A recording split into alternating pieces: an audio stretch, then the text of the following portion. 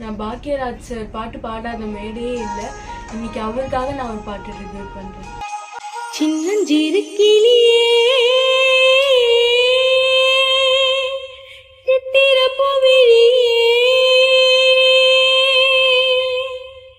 சின்னஞ்சிறு கிளியே சித்திர போவிழியே அன்னை மனம் ஏங்கும் தந்தை மனம் தூங்கும் நாடகம்